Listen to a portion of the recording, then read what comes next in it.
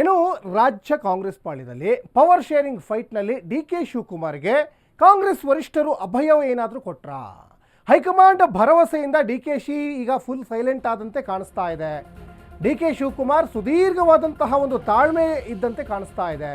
D C M D K she ಜೊತೆ high command ನಾಯಕರು ಚರ್ಚೆ ಮಾಡಿದ್ರ? ಹಾಗಾದರೆ ಯಾವುದೇ ಕಾರಣಕ್ಕೂ ಆತುರ ಬೇಡ, ಗೊಂದಲ ಬೇಡ, ಅಧಿಕಾರ ಹಂಚಿಕೆ ಬಗ್ಗೆ ಯಾವುದೇ ಹೇಳಿಕೆಯನ್ನು ಕೊಡಬೇಡಿ ಅಂತ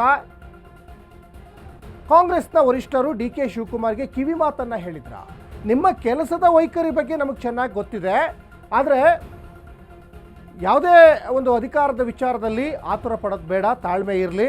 ನಿಮ್ಮ ಕೆಲಸದ ವೈಖರಿ ನಾವು ಚೆನ್ನಾಗಿ ಗೊತ್ತಿದೆ, ನೀವು ಒಳ್ಳೆ ಹಾರ್ಡ್ ವರ್ಕರು, ಎಲ್ಲವೂ ಕೂಡ ಈಗ ಒಂದು ಕಡೆ ಅವ್ರಿಗೆ ಭರವಸೆ ಕೊಟ್ಟಿರೋದ್ರಿಂದ ಎಲ್ಲ ಒಂದು ಕಡೆ ಫುಲ್ ಸೈಲೆಂಟ್ ಆದಂತೆ ಕಾಣಿಸ್ತಾ ಇದೆ. ಯಾಕಂದರೆ ಡಿ ಕೆ ಶಿವಕುಮಾರ್ ಅವರ ಕೆಲವೊಂದಿಷ್ಟು ಹೇಳಿಕೆಗಳು ಸಾಕಷ್ಟು ಮಾರ್ಮಿಕವಾಗಿರುತ್ತೆ, ಮತ್ತು ಅವರು ಒಂದು ಪದ ಹೇಳಿದರೆ ಸಾಕೋದು ಅನೇಕ ಅರ್ಥಗಳನ್ನು ಕಲ್ಪಿಸುತ್ತೆ.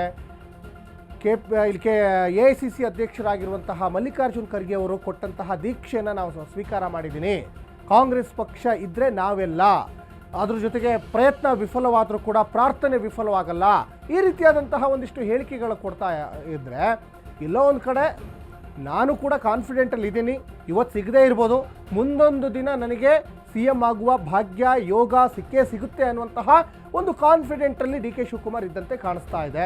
ಅದ್ರ ಜೊತೆಗೆ 4 ಸ್ಥಾನವನ್ನು ಈಗ ಅಲಂಕರಿಸಿದ್ದಾರೆ ಡಿ ಕೆ ಶಿವಕುಮಾರ್. ಉಪಮುಖ್ಯಮಂತ್ರಿ ಆಗಿದ್ದಾರೆ, ಬೆಂಗಳೂರು ನಗರಾಭಿವೃದ್ಧಿ ಸಚಿವರಾಗಿದ್ದಾರೆ, ಜಲಸಂಪನ್ಮೂಲ ಖಾತೆ ಸಚಿವರು ಆಗಿದ್ದಾರೆ, KPCC ಅಧ್ಯಕ್ಷರು ಕೂಡ ಡಿ ಕೆ ಶಿವಕುಮಾರೇ ಆಗಿರೋದ್ರಿಂದ KPCC ಅಧ್ಯಕ್ಷ ಸ್ಥಾನಕ್ಕೆ ಈಗ ಸತೀಶ್ ಜಾರಕಿಹೊಳಿ ಅವರು ನೇರವಾಗಿ ಒಂಥರ ಕಣ್ಣಿಟ್ಟಂತೆ ಕಾಣಿಸ್ತಾ ಇದೆ.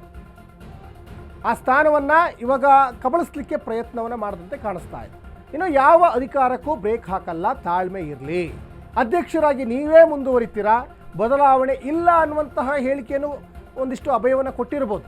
ಆತುರದ ನಿರ್ಧಾರ ಬೇಡ, ಎಲ್ಲದಕ್ಕೂ ಕೂಡ ಕಾಲ ಬರುತ್ತೆ, ಕಾಲ ಬರಲೇಬೇಕು, ಸ್ವಲ್ಪ ದಿನ ಕಾಯಬೇಕು ಅಂತ ದಿಲ್ಲಿ ನಾಯಕರು ಈಗ ಸೂಚನೆ ಕೊಟ್ಟಂತೆ ಕಾಣಿಸ್ತಾ ಇದೆ.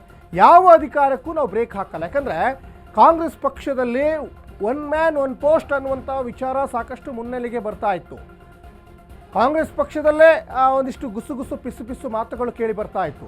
ಈಗ ಒನ್ ಮ್ಯಾನ್ ಒನ್ ಪೋಸ್ಟ್ ಅನ್ನೋವಂಥ ವಿಚಾರ ಬಂದರೆ ಡಿ ಕೆ ಶಿವಕುಮಾರ್ ಹತ್ರ ಈಗ 4 ಪೋಸ್ಟ್ ಇದ್ದಾವೆ.